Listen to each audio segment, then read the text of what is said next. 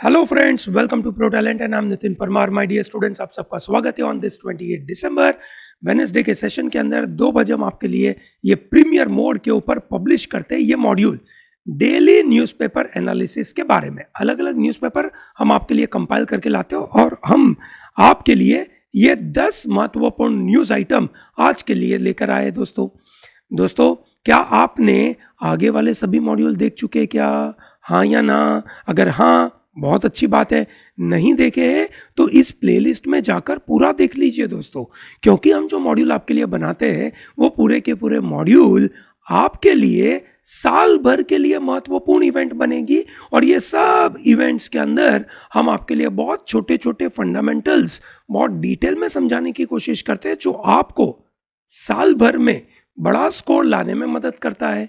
जो students pro talent के modules को रेगुलरली देखते हैं उनको 35 में से 25-30 मार्क्स लाना बहुत इजी बन जाता है। और मैं देखता हूँ कि पूरे साल भर ऐसे बहुत सारे बच्चे जो टॉपर बनते हैं वो ज़्यादातर इसी मॉड्यूल में से तैयारी करते हैं। तो दोस्तों आइए और इसका बेनिफिट उठाइए, लुफ्त उठाइए, आनंद लीजिए इस पूरी कहानी का।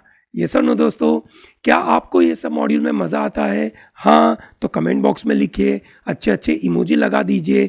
2 बजे आपके लिए हम लेकर आते हैं, तो इसको भूलिएगा मत। आज के दिन के एजेंडा देख लीजिए दोस्तों, क्या बात करने वाले हैं। ठीक है, हम बात करने वाले हैं कि ज़्यादातर इंडियंस ने 2022 में क्या सर्च किया। बड़ा महत्वपूर्ण इंसाइट आता है पॉपुलेशन का, हम वहाँ पे देखेंगे। हम एक और बड़ा मज़ेदार सा कंसेप्ट देखेंगे for the classification of Nations. एक बहुत बड़ी मजेदार सी इंसाइट हम आपके लिए लेकर आए हैं for the classification of Nations, जिसके अंदर हम ग्लोबल साउथ के बारे में बात करेंगे। इंडिया की प्रेसिडेंसी G20 में आई है, ठीक है, और उससे ग्लोबल साउथ के बारे में इंडिया का क्या एक ऐसे डिसीजंस होंगे वो बड़े महत्वपूर्ण है। फिर CAG का रिपोर्ट ऑन आसाम NRC, तो यहाँ पे 2 महत्वपूर्ण बात समझेंगे। CAG कौन होते हैं, क्या काम करते हैं, और आसाम का NRC क्या है और उसका महत्व क्या है, अभी क्या स्टेटस है। ठीक है, फिर इलेक्शन कमीशन ने डिलिमिटेशन आसाम में चालू करने की बात कही। ठीक है, तो हम उसको भी बात करेंगे। कश्मीर में डिलिमिटेशन हो चुका है, सो व्हाट इज डिलिमिटेशन। ठीक है, क्या वो कॉन्स्टिट्यूशनली अधिकार मिलता है क्या, हम बात करेंगे उसके बारे में। फिर हम आएंगे, बिहार ने कास्ट सेंसस जनवरी से अनाउंस कर दिया कि हम चालू कर देंगे कास्ट सेंसस। तो ये कास्ट सेंसस होता क्या है और कौन करता है। ठीक है, और हिस्टोरिकली भारत में कास्ट सेंसस हुआ या नहीं हुआ, उसका क्या महत्व है, उसका पॉलिटिकल सिग्निफिकेंस क्या है, वो हम देखेंगे। फिर क्विकली हम देख लेंगे updates from international scenario like Tokyo, Jerusalem, Armenia, south Korea, वहाँ से हम बात करेंगे। ताइवान का रिस्पॉन्स ऑन चाइना। रशिया के कुछ लोगों की मौत हो गई इंडिया में, 2 लोग उड़ीसा में मर गए। तो उसके साथ रशिया की वॉर, यूक्रेन वॉर और जेलेंस्की साहब के 10 पॉइंट एजेंडा बिल्कुल मिस नहीं करिएगा दोस्तों, ये बड़े काम की चीज है। और आखिरी का मुद्दा तो बिल्कुल मिस नहीं करिएगा, that is note ban issue of RBI, और RBI की तरफ से लेकिन से क्या क्या एफिडेविट आया, एफिडेविट में क्या कमी रह गई, बिल्कुल महत्वपूर्ण इंसाइट मैं आपको दे दूंगा। ठीक है, और दोस्तों जब जनवरी महीने में जनवरी 2 तारीख को इसका जजमेंट आएगा, ठीक है, उस जजमेंट को समझने के लिए आपको आज का ये सेशन डिटेल में समझना बिल्कुल ज़रूरी है। ठीक है, क्या तैयार है दोस्तों? आज का सेशन बिल्कुल मज़ेदार दिख रहा है। बहुत सारा आर्म्स एम्यूनिशन आपको मैं देने की कोशिश करूंगा, और ये सब चीज़ आपको एग्जाम में शॉर्ट मदद करेगी दोस्तों। मेरे साथ ये मॉड्यूल अगर आप रेगुलरली देखते हैं ना, ठीक है, और मेरे साथ पढ़ाई करते हैं, नोट लिखते हैं, और ऐसे छोटे छोटे मुद्दे जो मैं आपके साथ शेयर करता हूं उसको अगर आप रेगुलरली फॉलो करोगे, दुनिया की कोई ताकत नहीं है कि जो तुम्हें एग्जाम में रोक सके अच्छे मार्क्स लाने से। सही बात है ना दोस्तों? चलिए ग्रेट, सबसे पहली बात चालू करते हैं दोस्तों कि इंडियंस ने क्या सर्च किया 2022 में। गूगल सर्चेस ने अपना ट्रेंड दिखाया, गूगल ट्रेंड्स। ठीक है, गूगल इंडिया ट्रेंड्स 2022, ठीक है, that is most searched items, उसके बारे में बात करी। ठीक है, रैंकिंग के नजरिए से देखें तो सबसे ज्यादा लोगों ने सर्च किया आईपीएल, ठीक है। दूसरे नंबर पर रहा आपका कोविन, याद है कि नहीं दोस्तों, कोविन प्लेटफॉर्म, क्या आपने ये सब सर्च किया था क्या, है ना? आप कमेंट बॉक्स में बताइए कि हाँ सर मैंने सर्च किया था इन सब चीज़ों के बारे में, ठीक है। तीसरे नंबर पे रहा आपका फीफा वर्ल्ड कप, ठीक है। चौथे नंबर पे रहा, ठीक है, आपका एशिया कप, जो बड़ा महत्वपूर्ण रहा, इंडिया पाकिस्तान की मैच थी ना दोस्तों, बड़े काम की चीज़ रही। पांचवें नंबर पे रहा आपका आईसीसी T20 वर्ल्ड कप। अब आप देखिए कि वर्ल्ड में cricket is not considered to be very famous sports. Soccer is, that is football, is a very famous sport. पर दोस्तों भारत का पॉपुलेशन इतना ज्यादा है कि अगर भारत के लोग कोई चीज को सबसे ज्यादा सर्च करते हैं तो वर्ल्ड में वो सबसे अच्छा माना जाता है। ये सर नो दोस्तों, हालांकि गूगल ट्रेंड अपना कंट्री वाइज निकालता है, पर अगर वर्ल्ड वाइड भी निकाल दे तो मेरा मानना है कि यही सब चीजें टॉप में आएगी। ये सर नो दोस्तों, है ना? क्यों? क्योंकि भारत का पॉपुलेशन बड़ा महत्वपूर्ण है। चाइना में गूगल नहीं है, गूगल ने चाइना में एक इनसे अपना काम करने से मना कर दिया। क्यों मना कर दिया? क्योंकि वहाँ पे उनको चाइनीज़ गवर्नमेंट की बात माननी पड़ती थी, एकदम लिबरल वे में, एकदम न्यूट्रल वे में, एकदम डेमोक्रेटिक वे में गूगल वहाँ पे काम नहीं कर सकता था। तो गूगल ने बोला nothing doing, we not doing business in China. तो चाइना का अपना search engine that is Baidu है, ठीक है। और यहाँ पे लेकिन से इंडिया में गूगल चलता है, वर्ल्ड में गूगल चलता है, और ये ट्रेंड में ये सबसे आगे चलते हैं। अब इंडिया के ट्रेंड, क्योंकि इंडिया का पॉपुलेशन और इंडिया के ज़्यादातर लोग इंटरनेट के ऊपर अवेलेबल है, और जिसकी वजह से ये सब चीज़ें रेगुलरली चलती रहती है, तो ये समझना बहुत ज़रूरी है, ठीक है दोस्तों। आपको पता होना चाहिए कि आपने साल भर नुपुर शर्मा को, है ना, द्रौपदी मुर्मू जी को, ऋषि सुनाक को, है ना, आपने सर्च किया था एज अ पर्सनालिटी। बाद में आपने ललित मोदी और सुष्मिता सेन को भी आपने सर्च किया था, यस और नो? अच्छा, फिर व्हाट इज वाले सेगमेंट के अंदर कि what is Agnipath scheme, what is NATO, what is NFT, ये सब लोगों ने सर्च किया। दोस्तों क्या आपको पता है अग्निपथ स्कीम क्या है? क्या आपको पता है नेटो का फुल फॉर्म क्या है? क्या आपको पता है एनएफटी क्या है? जल्दी बताइए दोस्तों कमेंट बॉक्स में, है ना, बिल्कुल काम की बातें हैं। हाउ टू डाउनलोड और हाउ टू कैटेगरी के अंदर how to download vaccination certificate, ठीक है, how to download professional tax enrolment certificate, बड़े काम की चीज है। रेसिपी के अंदर हम लोग सबसे आगे हो गए, पनीर पसंदा, है ना, मोदक और chicken soup, they were the most searched against recipe in the world, है ना। और इन इंडिया पनीर पसंदा, है ना, बताइए दोस्तों साल में कितनी बार खाया, कितनी बार आपकी मम्मी ने आपके लिए बना के दिया, ठीक है। कोविड वैक्सीन नियर मी, ठीक है, is also one of the very important one. अब आप ये पूछेंगे कि सर इसका एग्जाम के साथ कोई लेना देना है?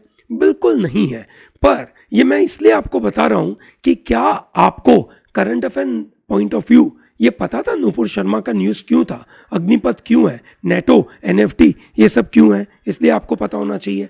चलिए आप चलते हैं आज का करंट अफेयर अपडेट नंबर 2, है ना, करंट अफेयर अपडेट नंबर 2। अच्छा, साथ में मैं ये भी बता रहा हूँ, ये जो मैं आपको बताने की कोशिश कर रहा हूँ वो इसलिए भी ज़रूरी है कि अगर आप कोई इंटरव्यू में बैठे हैं, सिम्बासिस के इंटरव्यू आने बाकी है ना भैया, ये सर नो, सिम्बासिस के इंटरव्यू में अगर आप बैठे हो और वहां पे ये सर्च हिस्ट्री के बारे में आपसे बात करी जाए और आपसे 2-3 मुद्दे पूछे जाए कि इंडिया की सर्च हिस्ट्री का वर्ल्ड में क्या इंपैक्ट है, ठीक है, ये आपको बिल्कुल बताने की आवश्यकता लगनी चाहिए, तो आपको आना भी चाहिए ये क्या मतलब हुआ उसका, ठीक है ना। चलिए ग्रेट, अब चलते हैं ग्लोबल साउथ के बारे में।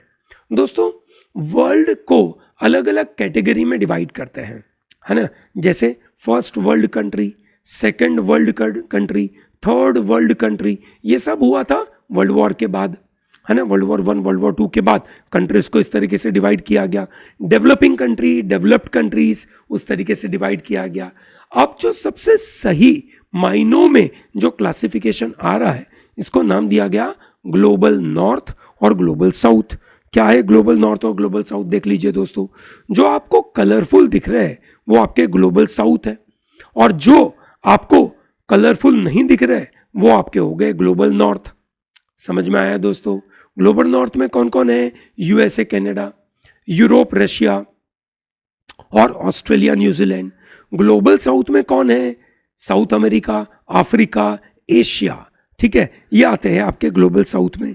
सो दोस्तों, global north refers loosely to the countries which are called USA, Canada, Europe, Russia, Australia, New Zealand, while global south includes countries like countries in Asia, Africa and South America.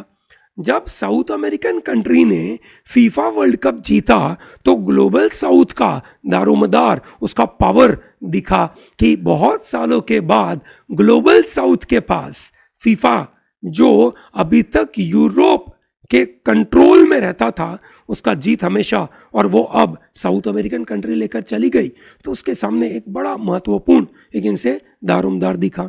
This classification is considered to be more accurate, ठीक है, because countries share similarities.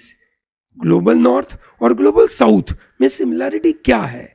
Global south में जितने भी countries है, ठीक है, उनके पास wealth, education, health care, ये सिमिलैरिटी है उनके अंदर। ये सुनो, ग्लोबल साउथ में से कुछ ही कंट्री इकोनॉमिकली बड़ी पावरफुल दिखी, जैसे चाइना और इंडिया। बहुत सारी Asian countries are still yet to go in those particular scenario. दोस्तों, ये ध्यान रहे दैट बहुत सारे countries are thinking north as an ideal. अब इंडिया के पास G20 समिट की प्रेसिडेंसी है, और उस समय पे ग्लोबल साउथ के ऊपर फोकस लगाना बिल्कुल जरूरी बन जाता है। और इन ग्लोबल साउथ में at the heart is Africa. आप देख सकते हैं ना कि it's at the heart is Africa, क्योंकि ये जो ग्रुप ऑफ कंट्रीज है ना, अफ्रीकन ग्रुप ऑफ कंट्रीज है, ठीक है ना, वो जो 54 नेशंस है अफ्रीका के अंदर, वो बेचारे बहुत गरीब, नेचुरल रिसोर्सेज से भरपूर, डेवलपमेंट के नाम के ऊपर शून्य, हेल्थ केयर के नाम के ऊपर शून्य, एजुकेशन के नाम के ऊपर शून्य। अब इनकी बातें अगर वर्ल्ड में रखी जाए तो it will look as very important. तो ये बातें हो रही है दोस्तों, ये समझ में आना चाहिए। दोस्तों, United Nation Day for South South Cooperation was earlier December 19 को मनाया जाता था, अब 2011 से सितंबर 12 को मनाया जाता है। This is south South cooperation का मतलब हो गया कि किस तरीके से ये जो साउथ ग्रुप ऑफ कंट्रीज है वो एक दूसरे के साथ कोऑपरेशन करते हैं। जैसे कुछ ग्रुप ऑफ कंट्री है जिसको बोलते हैं Ipsa, India, Brazil, south Africa, या ब्रिक्स नेशन, ये सुनो, तो ये हो गए साउथ साउथ कोऑपरेशन के कंट्रीज। जब भी आप ग्लोबल साउथ के बारे में बात करें तो आपके मन में ये सब समझ में आना चाहिए कि ये साउथ साउथ कोऑपरेशन का मतलब क्या हो गया। दोस्तों, जब हम करंट अफेयर की तैयारी करते हैं, ऐसे कुछ फंडामेंटल चीज़ें अगर हमें पता होती है तो हम बहुत सारे न्यूज़ को किस कंटेक्स्ट में समझना वो आसानी से दिमाग में डेवलप कर सकते हैं। और इसीलिए मैं आपके लिए ऐसी न्यूज़ भी आइटम लेकर आने की कोशिश करता हूं जिसके द्वारा मैं आपके फंडामेंटल्स को स्ट्रॉन्ग कर सकूं। आपको बात समझ में आ रही है दोस्तों? ठीक है। अब ये साउथ साउथ कोऑपरेशन में चाइना का शेडो सबके ऊपर बहुत भारी हो रहा है ना। अफ्रीकन ग्रुप ऑफ कंट्रीज के ऊपर चाइना तो बहुत बड़ा दारोमदार लेके बैठा हुआ है, पूरा कंट्रोल करके बैठा हुआ है, बहुत सारा लोन देके बैठा हुआ है, वहाँ पे बहुत सारी नेचुरल रिसोर्सेज की खाने अपने कंट्रोल में करके बैठा हुआ है। समझ में आया दोस्तों? पक्का ना दोस्तों? इसके साथ आपको याद होगा जो CBD के बारे में बात हो रही थी, CBD याद है ना दोस्तों, कन्वेंशन ऑन बायोलॉजिकल डाइवर्सिटी। आपको याद है उसके अंदर एक अग्रीमेंट हुआ था, कुनमिंग मॉन्ट्रियल अग्रीमेंट, ठीक है। COP कौन से नंबर का था? COP 15। COP 15 जो CBD मॉन्ट्रियल में हुआ था, वहां पे कुनमिंग मॉन्ट्रियल अग्रीमेंट साइन हुआ था। उसके अंदर ये साउथ ग्रुप, ग्लोबल साउथ में से डोमिनिक रिपब्लिक ऑफ कॉन्गो ने उस पूरे अग्रीमेंट का प्रोटेस्ट किया था, कि बोला था ये जो डेवलप्ड नेशन है ना, they are not bringing money and they are forcing us to bring out lot of money to protect this biological diversity। so ये सिर्फ हमारी जिम्मेदारी नहीं है, ये पूरे वर्ल्ड की जिम्मेदारी है, और सबसे ज्यादा जिम्मेदारी उस ग्लोबल नॉर्थ की है, ऐसा उनका आर्ग्यूमेंट था। समझ में आया ना दोस्तों? ये सब चीज कनेक्ट करने की बात है दोस्तों। जितना ज़्यादा लिंकेजेस करेंगे, जितना ज़्यादा कनेक्ट करेंगे चीज़ों को, उतना करंट अफेयर पढ़ने में बहुत मज़ा आएगा। हर छोटी छोटी चीज़ आपके दिमाग में बैठती जाएगी। समझ आया दोस्तों? ये दिख रहा है ना आपको? चलिए, बहुत अच्छी बात है, ग्लोबल साउथ आपके मन में बैठ गया। अब देखते हैं what is CAG audit report on Assam NRC। अब आप मुझसे सवाल पूछेंगे कि सर ये CAG होता क्या है? दोस्तों CAG का फुल फॉर्म है, ध्यान से लिखिएगा स्पेलिंग उसका, controller and auditor general of India. दोस्तों ये जो पोस्ट है ये हम लेकर आए थे यूके से। यूके का आइडिया हमने पूरा उठा लिया है ना, और हमने CAG हमारे यहाँ पे लगा दिया। क्या काम दिया हमने CAG को इंडिया में जो यूके से थोड़ा सा अलग है? चलिए इसको समझते हैं। CAG as the name suggest, controller not controller, spelling पे ध्यान दीजिएगा। कंट्रोलर, कंप्यूटिंग एंड कंट्रोलिंग, दो चीजों को मिक्स कर दिया, that's called controller and auditor, है ना, जनरल ऑफ इंडिया। आज की तारीख में यह है गिरीश चंद्र मुर्मू। कौन है भैया आज? यह है गिरीश चंद्र मुर्मू। यह एक कॉन्स्टिट्यूशनल पोस्ट है, ये बिल्कुल ध्यान रखिएगा। कौन सी बॉडी है, कैसी पोस्ट है, ये भी एग्जामिनेशन में आता है। इस साल तो नहीं आया क्लैट में, पर पिछले कुछ सालों में पूछा गया था, तो भैया हमें तैयारी तो करनी पड़ेगी ना। चलिए, GC मुर्मू साहब is a CAG। What is the work of CAG? CAG का काम होता है कि जो भी बॉडीज बनती है ना इंडिया में गवर्नमेंट की, which is public sector undertaking, ministries या government of India, that is central government of India और स्टेट गवर्नमेंट ऑफ इंडिया, जो भी पैसा खर्च करती है, किसके पैसे खर्च करती है? आपके और मेरे पैसे खर्च करती है ना। हम जो टैक्स पे करते हैं वो पैसा खर्च करती है, उसका ऑडिट करना, ऑडिट करके ये बताना कि क्या उन लोगों ने जो खर्चा किया वो सही मायने में किया, सही तरीके से किया, पॉलिसी के मुताबिक किया या गलत तरीके से किया। CAG अपना रिपोर्ट लेकिन से सबमिट करती है टू द पार्लियामेंट। समझ में आ गया ना दोस्तों? क्या काम करती है? ऑडिट का काम करती है इंडिया में, कंट्रोलिंग का काम नहीं करती है। वैसे नाम दिया controller and auditor general of India, controller का काम नहीं है। यूके में कंट्रोलर का काम है, जो भी पैसा वैसा देना होता है उनकी सिग्नेचर के साथ चेक निकलता है। इंडिया में ऐसा नहीं होता, इंडिया में तो पार्लियामेंट से अप्रूवल देना होता है। समझ में आ गया ना दोस्तों? CAG का काम क्या है ना? समझ में आया दोस्तों? Very good. करंट CAG कौन है भैया? GC मुर्मू। अब इन्होंने अपना एक ऑडिट रिपोर्ट निकाला, किसके लिए? आसाम के NRC के ऊपर। अब आप ये पूछेंगे कि सर ये NRC क्या होता है, तो ये भी बता देते हैं। NRC का फुल फॉर्म है नेशनल रजिस्टर। ध्यान से समझना दोस्तों, नेशनल रजिस्टर, बिल्कुल ध्यान रखिएगा, नेशनल रजिस्टर ऑफ सिटीजन्स। क्या है भैया? National register of citizens. Citizens का नाम इसमें लिखा होता है, तो आप ये पूछेंगे कि सर हम भी सिटीजन हैं इंडिया के, हमारा भी नाम कोई रजिस्टर में लिखा होना चाहिए ना। बिल्कुल लिखा होना चाहिए, पर दोस्तों अगर आप आसाम में नहीं रहते हो, आप इंडिया में आसाम में नहीं रहते हो, तो आपके नाम के आपका नाम कोई रजिस्टर में होगा नहीं, क्योंकि आपका कोई रजिस्टर बना ही नहीं है। इंडिया में NRC जो बनाया गया था वो सबसे पहले आसाम में 1951 में बनाया गया था। ये डिवाइड करने के लिए कि जो बंदे इंडिया में थे और जो बंदे इंडिया के नहीं है, the people who are born in India and the people who are not born in India, the people who are born in East Pakistan, that is Bangladesh, है ना, उन लोगों को डिवाइड करने के लिए 1951 में बनाया गया था। फिर 2013 में सुप्रीम कोर्ट ने डायरेक्शन इश्यू करी थी सेंट्रल गवर्नमेंट को कि भैया फटाफट एक और NRC बना दीजिए, है ना। और NRC के लिए एक पिटीशन दाखिल करी थी। आसाम पब्लिक वर्क्स एक NGO थी, उन्होंने कहा था कि भैया एक बड़ी परेशानी क्रिएट हो गई है, देश आज़ाद हुआ उसके बाद बहुत सारे माइग्रेंट्स आ गए और वो माइग्रेंट्स की वजह से आसाम के ओरिजिनल लोग कौन है, आसाम के ओरिजिनल सिटीजन कौन है, यही नहीं पता। तो एक लिस्ट बनाओ कि ये इंडिया के सिटीजन्स हैं और बाकी लोग सिटीजन नहीं है, तो उनको निकालो, इनको डिपोर्ट करो। 2018 में पहला ड्राफ्ट रिलीज किया गया NRC का सेकेंड टाइम, और 2019 में एक फाइनल लिस्ट बनाई गई। कब लिस्ट बनी? 2019 में। जिसमें जो लोग एस्टैब्लिश कर पाए उनकी इंडियन सिटीजनशिप इन आसाम, ठीक है ना, तो वो अपना उनका नाम उस एनआरसी में आया। जिनका नाम नहीं आया वो बेचारे दुखी हो गए, ठीक है। डेट लगाई थी कि भाई मार्च 25, 1971 ये कट ऑफ डेट थी। उसके पहले अगर जो लोग इंडिया में आ गए, ठीक है ना, उसके पहले जो लोग इंडिया में आ गए वो इंडियन सिटीजन माने गए। उसके बाद अगर कोई आए तो उनको प्रूव करना पड़ेगा कि वो इंडियन ओरिजिन के है। समझ में आया ना दोस्तों, ये डेट एनआरसी के लिए बड़े काम की है। तो 2019 में ये एक्सरसाइज करी गई, फाइनल ड्राफ्ट आया, पर उसके ऊपर बाद में स्टे लगा दिया। तो अभी रजिस्ट्रार जनरल ऑफ इंडिया ने, है ना, इसको अभी कोई नोटिफाई किया नहीं है फाइनल इसका क्या होगा। समझ में आ गया ना। सीएजी का ऑडिट रिपोर्ट आसाम एनआरसी के ऊपर आने वाला है, उसके बारे में मैं बताता हूं 2 मिनट के अंदर कि उन्होंने क्या बताया, पर एनआरसी क्या है वो मैं आपको बताया। Is that very clear? चलिए बढ़िया। अब ऑडिटर साहब तो यही बताएंगे कि ऑडिट के मुताबिक क्या गलतियां हुई, है ना।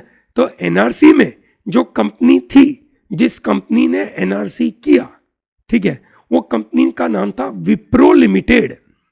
वो कंपनी ने से जितना खर्चा होना चाहिए उससे 3 गुना, 4 गुना, 5 गुना ज्यादा खर्चा कर दिया। उन्होंने जिन जिन लोगों को से काम पे रखा उनको मिनिमम वेजेस नहीं दिए, ठीक है, और उनको जो प्रॉफिट होना चाहिए उससे ज्यादा प्रॉफिट हो गया, ऐसा सीएजी की रिपोर्ट ने कहा।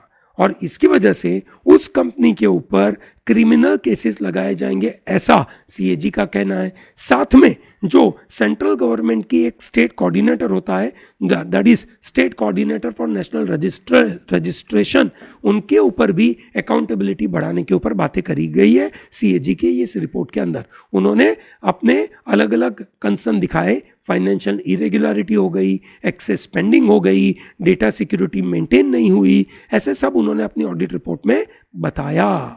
समझ में आ गया दोस्तों पूरा कहानी? चलिए बहुत अच्छी बात है, ग्रेट। आगे बढ़ते दोस्तों। Election commission to begin delimitation exercise in Assam to use census figures of 2001। एक लाइन में बहुत सारी इंफॉर्मेशन समझते दोस्तों। What is election commission? ठीक है, आर्टिकल में 324 के द्वारा भारत में ये कॉन्स्टिट्यूशनल बॉडी बना के रखी है, जिसका काम है, जिसका मकसद है कि भारत में इलेक्शन करवाना, फ्री और फेयर वे में इलेक्शन करवाना। Election commission of India 5 election करवाते हैं, president, vice president, Lok Sabha, Rajya Sabha and Vidhan Sabha, इनका इलेक्शन करवाते हैं। ये सुनो, ठीक है। इलेक्शन कमीशन में 3 मेंबर होते हैं, ठीक है। अभी जो चीफ इलेक्शन कमिश्नर है वो है राजीव कुमार जी, और एक नए भाई साहब जो आए थे उनके ऊपर सुप्रीम कोर्ट में बड़ा हल्ला हुआ था, सुप्रीम कोर्ट ने उसके ऊपर सेंट्रल गवर्नमेंट को बड़ी डांट लगाई थी, ठीक है। चलिए बढ़िया, तो ये सब आपको बिल्कुल पता होना चाहिए। इलेक्शन कमीशन के द्वारा कॉन्स्टिट्यूशनल बॉडी है, बड़ी महत्वपूर्ण बॉडी है। अब जब इलेक्शन कमीशन, ठीक है, कहीं पे इलेक्शन कंडक्ट करवाते हैं तो आपने देखा होगा कि इलेक्शन कमीशन अलग अलग तरीके की कॉन्स्टिट्यूएंसीज बनाते हैं। आपके यहाँ पे जो भी इलेक्शन होता होगा वहां पे एक कॉन्स्टिट्यूएंसी होगी और वहां से कुछ लोग खड़े होंगे और उस कॉन्स्टिट्यूएंसी के आप मेंबर होंगे और वहां जाकर आप वोट देते होंगे। सिंपल सा मतलब है। अब जब कोई पर्टिकुलर एरिया में बड़े बड़े बदलाव आते हैं तो ये कॉन्स्टिट्यूएंसी को चेंज करने की आवश्यकता पड़ती है। ये सुनो, उसका ज्योग्राफिकल बाउंड्री चेंज करने की जरूरत पड़ती है क्योंकि पॉपुलेशन बदल गया, ठीक है, बराबर है। तो जम्मू कश्मीर में 2019 में 5 अगस्त 2019 को जब जम्मू कश्मीर स्टेट को डिवाइड करके 2 यूनियन टेरिटरी में डिवाइड कर दिया तो जम्मू कश्मीर के अंदर भी डिलिमिटेशन कमीशन लगाने की आवश्यकता पड़ी थी कि नहीं? ठीक है, तो पड़ी थी भैया। अब वहां का डिलिमिटेशन एक्सरसाइज कंप्लीट हो चुका है। अब election commission of India is going to develop this delimitation exercise in Assam। Assam की कॉन्स्टिट्यूएंसीज को डिफाइन करेंगे और इसके लिए ये लेकर आएंगे सेंसस का डेटा 2001 का। 2001 का डेटा क्यों? क्योंकि कॉन्स्टिट्यूशन में, कॉन्स्टिट्यूशन ऑफ इंडिया में ये रिस्ट्रिक्ट किया गया है कि जो भी स्टेट में डिलिमिटेशन किया जाएगा that will be based on 2001 census only. समझ में आया दोस्तों? आसाम में 46 ईयर्स के बाद ऐसा डिलिमिटेशन एक्टिविटी हुआ है। समझ में आया दोस्तों? ठीक है दोस्तों, जनवरी 1 से ये डिलिमिटेशन होगा। आसाम में अभी 14 लोकसभा की सीटें हैं, 126 असेंबली की सीटें हैं, वहाँ जो लेजिस्लेटिव असेंबली होती है ना उसकी, एंड देयर आर 7 राज्यसभा की सीटें हैं। ठीक है, हर स्टेट के अपने अपने नंबर होते हैं। इन नंबरों के ऊपर जो चेंजेस आएगा वो अब इलेक्शन कमीशन डिलिमिटेशन एक्सरसाइज के द्वारा करेगा, क्योंकि 2001 सेंसस के अंदर जो सबसे पहले 46 ईयर पहले जो हुआ था वो 1971 सेंसस के ऊपर हुआ था। 1971 के सेंसस के मुताबिक जो पॉपुलेशन था that was some around 1.46 crore था। ठीक है, 2001 में ये पॉपुलेशन हो गया 2.66 करोड़, ये हो गया 2001 में, ये था 1971। अब 2011 का सेंसस जो हुआ था 2021 का होना चाहिए था, जो हुआ नहीं है ना, कोई ना कोई कारणों की वजह से सरकार उसको डिले करवा रही है, ताकि उनको पता है कि डेटा लोगों के पास पहुंचेगा ही नहीं तो हमें सवाल पैदा ही नहीं करेंगे अलग अलग तरीके के। तो 2011 के मुताबिक जो पॉपुलेशन है विच इज 3.11 करोड़। ठीक है, तो यह अलग अलग तरीके के नंबर है दोस्तों, और ये नंबरों के बेसिस के ऊपर ये पूरी कहानी चलती है। ठीक है ना, तो 2001 के सेंसस के बेसिस के ऊपर अब ये पूरा डिलिमिटेशन होगा। समझ में आ गया दोस्तों? Delimitation commission is established by election commission of India. Election commission of India her state में या पूरे इंडिया में डिलिमिटेशन करेगी। इंडिया में, पूरे इंडिया में जो कॉन्स्टिट्यूएंसीज बना के रखी है, जो 543 सीटें जो लोकसभा की है, उसमें चेंजेस अगर लाने हैं तो वो करे जाएंगे 2026 के बाद। समझ में आया दोस्तों? और उसके लिए अभी तक जो भी सेंसस देखा जाता था वो 1971 का देखा जाता था। अब 2026 के बाद इनको जो चेंजेस करने पड़ेंगे वो करेंगे, और इसीलिए मोदी साहब पूरा का पूरा नया सेंट्रल विस्ता प्रोजेक्ट बना रहे हैं ताकि ज़्यादातर लोगों को इसमें एकोमोडेट कर सके। 543 नंबर नहीं रहेंगे ना, अब तो बड़े नंबर रहेंगे। समझ में आया ना दोस्तों? चलिए बढ़िया। ठीक है दोस्तों, ये सब मॉड्यूल्स हम आपके लिए बड़ी मेहनत से बनाते हैं। हर छोटी छोटी चीज़ें आपकी जानकारी के लिए हम यहाँ पर प्रेजेंट करते हैं। अगला मुद्दा तो बिल्कुल दिमाग में डाल दीजिएगा, बड़े काम का है, साल भर चलने वाला मुद्दा है। साल भर पॉलिटिकली बड़ा काम का मुद्दा चलेगा। इसके ऊपर लॉजिकल रीजनिंग के अंदर, रीडिंग कॉम्प्रिहेंशन के अंदर, लीगल रीजनिंग के अंदर पैसेजेस क्लैट में बहुत आएंगे। Bihar is going to start caste census exercise from January 7। ठीक है, कास्ट सेंसस, सेंसस समझ में आया दोस्तों? सेंसस हर 10 साल में होता है, होना चाहिए था 2021 में, पर सेंट्रल गवर्नमेंट ने कोई ना कोई कारणों की वजह से उसको डिले करते गए, आधा अधूरा किया, थोड़ा इधर किया, थोड़ा उधर नहीं किया, ऐसा करते गए। अब ये डेटा बिहार की गवर्नमेंट कलेक्ट करने वाली है दोस्तों। पूरे इंडिया में, है ना, पूरे इंडिया में कास्ट बेस्ड डेटा कभी भी कलेक्ट हुआ ही नहीं। एक समय पे बहुत पुराना डेटा कलेक्ट हुआ, है ना, एक समय पे काफी पुराना डेटा कलेक्ट हुआ। समझ में आया दोस्तों? सेंट्रल गवर्नमेंट ने कास्ट बेस्ड सेंसस, या कोई भी पॉलिटिकल पार्टी ने कास्ट बेस्ड सेंसस करवाया क्यों नहीं? बहुत सिंपल सा कारण है उसका, क्योंकि अगर कास्ट बेस्ड सेंसस आ गया तो वो जो रिजर्वेशन दिया गया है ओबीसी, एससी, एसटी, ईडब्ल्यूएस, इन सबके जो नंबर है वो नंबर एकदम क्लियर कट मिल जाएंगे। ईडब्ल्यूएस को तो गोली मारो क्योंकि उसमें कास्ट की बात नहीं है, पर बाकी सब में तो है ना। समझ में आ रहा है ना दोस्तों? ये नंबर किस बात पे आया? ठीक है, आइडियली होना चाहिए कि पॉपुलेशन कितना है, क्या उन्होंने जो नंबर दिया वो सफिशिएंट है, क्या उससे ज़्यादा होना चाहिए, क्या उससे कम रिजर्वेशन होना चाहिए। दोस्तों, जो कास्ट बेस्ड सेंसस है तो सबसे पहली बार 1872 में किया गया था, है ना। उस कास्ट बेस्ड सेंसस में क्लासिफिकेशन किया था Brahmins, Kshatriya, Rajput and other caste based on the profession. फिर नेटिव क्रिश्चियंस, एबोरिजिनल पीपल, है ना, उस तरीके से पहली बार कहानी चालू हुई। 1901 में कास्ट बेस्ड सेंसस हुआ था, उसमें 1642 कास्ट निकली थी। फिर 1931 में 4100 कास्ट आ गई। फिर 1941 में सेंसस बंद कर दिया गया था क्योंकि वर्ल्ड वॉर 2 हो गई थी। 2011 में करीबन 46 लाख कास्ट नेम्स, सब कास्ट, सरनेम, गोत्र, ये सब आए थे, पर गवर्नमेंट ने उसको विथहेल्ड कर दिया क्योंकि भाई उसमें इनएक्यूरेसी थी, ऐसा बोल दिया। अब आप देखिए ओबीसी में जो लोग है ना, ओबीसी में कितना परसेंटेज वोट आता है। अब आप देखिए ना दोस्तों, ओबीसी में बीजेपी के पास अलग अलग सालों में, है ना, कितना, 2019 में 44% वोट। ठीक है, अब कौन चाहेगा कि भैया इन ओबीसी का सेंसस करे? कोई नहीं चाहेगा, स्पेशली रूलिंग पार्टी तो चाहेगी नहीं, ये सनो। तो दोस्तों ये जो कास्ट बेस्ड सेंसस करवाया गया था उसके लिए अलग अलग कमीशन के बारे में बात होती है। सबसे पहला कमीशन था, ठीक है, काका कालेलकर कमीशन। काका कालेलकर कमीशन ने 2400 बैकवर्ड क्लास को आइडेंटिफाई करा। ठीक है, उसके बाद मंडल कमीशन लगाया। मंडल कमीशन ने आइडेंटिफाई किया that OBCs comprise of 52% of India का पॉपुलेशन, और इसलिए गवर्नमेंट में 27% रिजर्वेशन उनका होना चाहिए। यही मंडल कमीशन की वजह से जो हमारे यहाँ पे ओबीसी का रिजर्वेशन चालू हुआ वो, और अभी रोहिणी कमीशन लगाया गया है। रोहिणी कमीशन ये निकालेगा कि भैया ये जो ओबीसी है उसको सब कैटेगराइज करेगा। समझ में आया दोस्तों, है ना। तो ये रिजर्वेशन के बारे में बातें चल रही है, ओबीसी के बारे में। हाई कोर्ट ऑफ यूपी ने, है ना, सिविक इलेक्शन को एक ऐसे बोला कि भैया आप करवाइए पर उसमें ओबीसी कोटा नहीं होना चाहिए। योगी आदित्यनाथ जी को पसंद नहीं आया, उनको आया गुस्सा, बोला हम जाएंगे सुप्रीम कोर्ट के अंदर। बोला जाइए, है ना, बिल्कुल जाइए। ये बोलते हैं कि हम ओबीसी के बगैर तो रिजर्व मतलब ये इलेक्शन लड़ेंगे ही नहीं।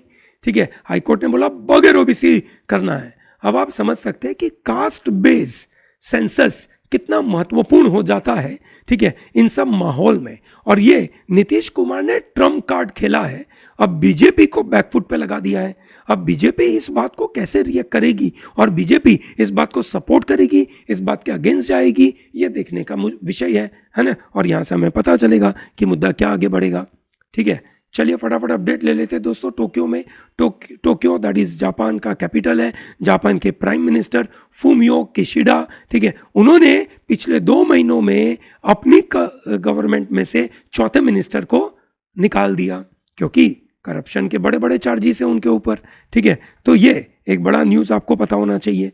समझ में आया दोस्तों। अगला है, इजराइल के पार्लियामेंट ने बेन्यामिन नेतान्याहू के लिए रास्ता खोल दिया। बेन्यामिन नेतान्याहू, है ना, एक अगली मतलब जो इलेक्शन हुआ उसमें जीते हैं और अगले प्राइम मिनिस्टर बनने के दावेदार है। ठीक है, पर पार्लियामेंट के कुछ लॉ के द्वारा वो रिस्ट्रिक्ट करे जाते हैं। ठीक है, अब लॉ निकाल दिया, कंट्रोवर्शियल लॉ बनाया जिसके द्वारा Benjamin Netanyahu will be once again can become the prime minister. ठीक है, आर्मेनिया अजरबैजान के बीच में लड़ाइयाँ चलती है, ये पता है ना दोस्तों। आर्मेनिया अजरबैजान यूएसएसआर से निकले हुए 2 एक ऐसे कंट्रीज है और उनके बीच में बॉर्डर की लड़ाई, उनके बीच में एक जगह है नागोर्नो काराबाख, उस नागोर्नो काराबाख की लड़ाइयाँ है। आर्मेनिया अजरबैजान की जो लड़ाइयाँ है, it is like India Pakistan multiplied by 10। इतनी बड़ी लड़ाई है भैया, है ना। रेगुलरली इसको नोट करते चलिएगा। क्या जगह का नाम है? Nagorno Karabakh. ठीक है ना। चलिए, ये आगे जैसे जैसे हम आगे बढ़ेंगे ना दोस्तों, आपको इसके बारे में पता चलना चालू होगा, है ना। अभी के लिए आप इसको नोट करिए कि आर्मेनिया अजरबैजान नाम का कोई जगह है, उनका इस जगह पे डिस्प्यूट है। साउथ कोरिया एक पैराडॉक्सिकल सिचुएशन में रहता है जनरली। मेरे को बहुत अजीब लगता है क्योंकि साउथ कोरिया के जब लीडर्स के बारे में मैं कभी किताबों में पढ़ता हूँ, न्यूज़पेपर में पढ़ता हूँ, तो मुझे वहाँ से ये पता चलता है कि बहुत वैल्यू बेस्ड सोसाइटी है ना। मैंने देखा आज से करीबन 4-5 सालों के पहले एक न्यूज़ आई थी साउथ कोरिया से कि एक जहाज जा रहा था बच्चों को लेकर, है ना। ठीक है, मतलब एक छोटी सी नाव थी जिसमें 100-150 लोग थे और उसके अंदर, ठीक है, कहीं पे कुछ डिस्टर्बेंस आया, वो बोट गिर गई और उसमें बहुत सारे बच्चे एक ऐसे मर गए। और उसमें जो वाइस प्रिंसिपल साहब थे वो वहाँ गए थे साथ में, और वाइस प्रिंसिपल साहब बच गए थे, है ना, ठीक है, पर उनको दिल में बहुत दर्द हुआ, ठीक है, और उसके 5-6 दिनों के बाद उन्होंने सुसाइड कमिट किया। क्यों सुसाइड कमिट किया? क्योंकि उनको लगा कि उनकी वजह से, ठीक है, वो बच्चे मरे, उनको बचाना चाहिए था, वो बचा नहीं पाए, है ना। तो इतने वैल्यू बेस्ड सोसाइटी के अंदर जनरली जब मैं प्रेसिडेंट, कंपनियों के सीईओज के बारे में पढ़ता हूं तो ये ज्यादातर करप्शन चार्जेस में जेल में होते हैं, ठीक है। जैसे एक साउथ कोरिया के फॉर्मर लीडर, फॉर्मर प्रेसिडेंट, ठीक है, म्यूंग बाक अभी जेल में है। ली म्यूंग बाक करंट प्रेसिडेंट है।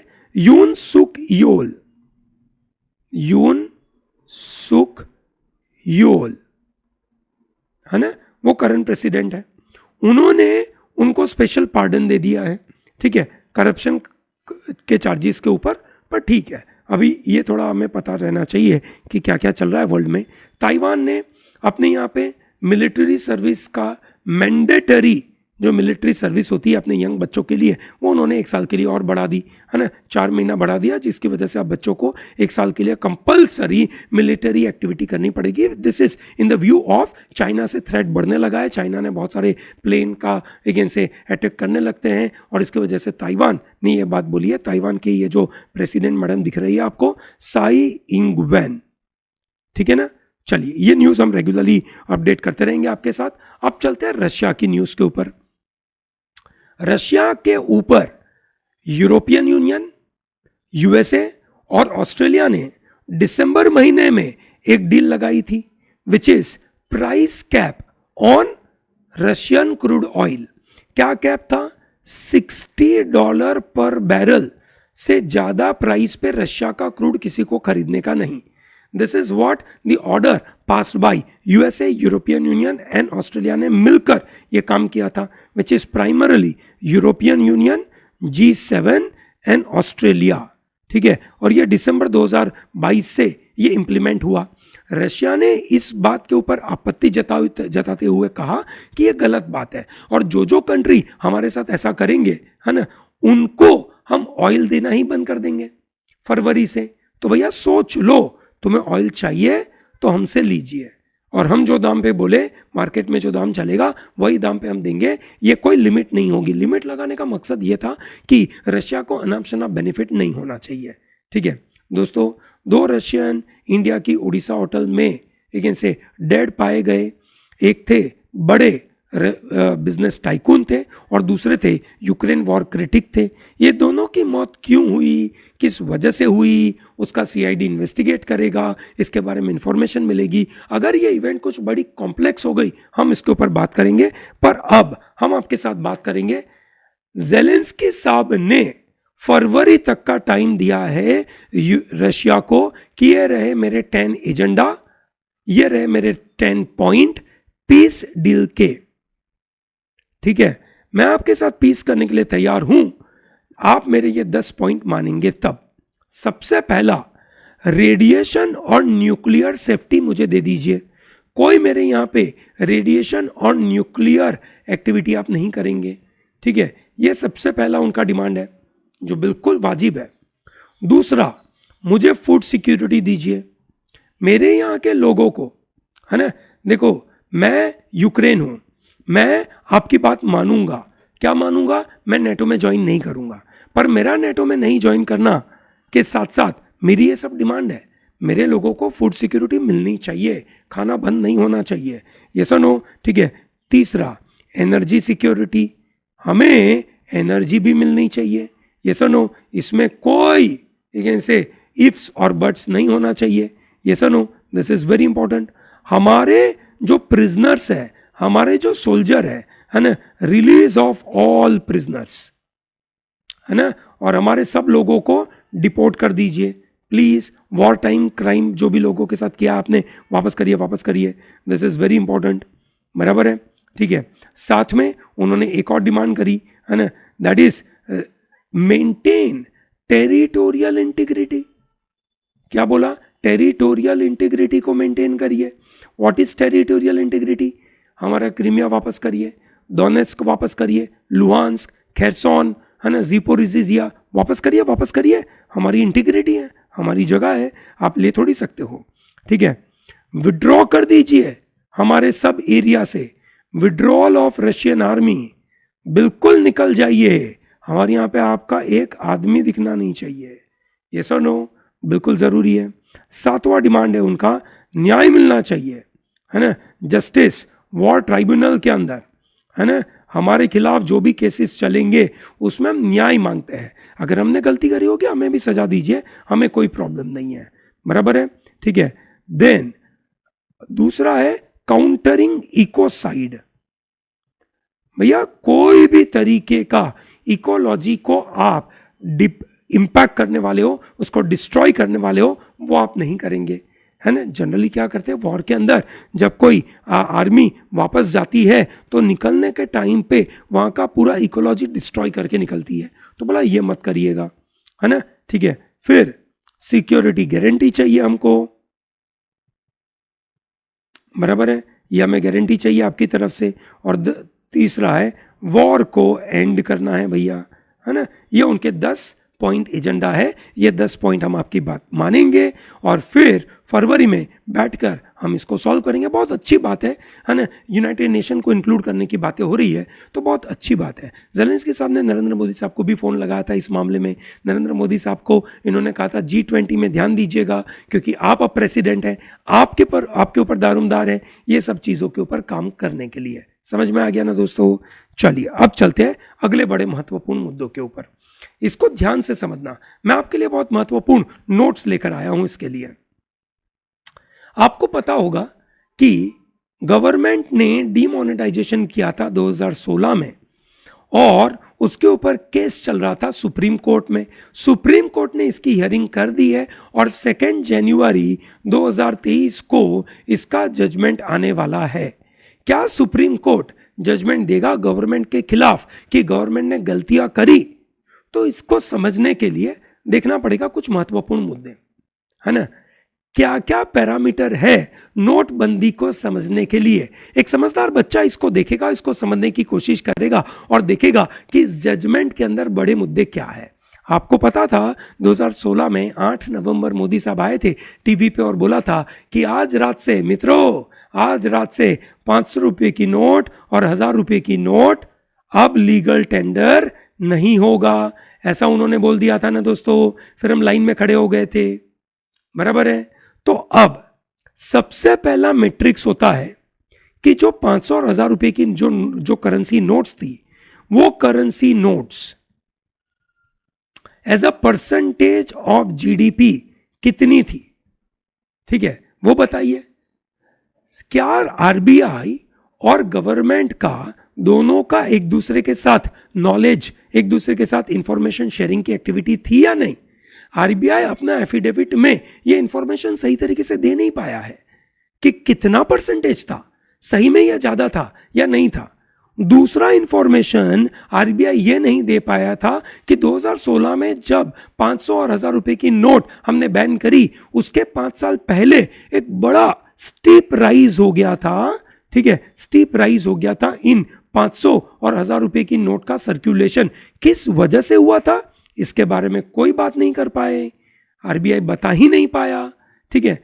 तीसरी इंफॉर्मेशन जो मोदी साहब ने हमको कही थी कि भैया फेक करेंसी बहुत बढ़ रही है और इसकी वजह से हम इसको डिमोनेटाइजेशन कर रहे हैं।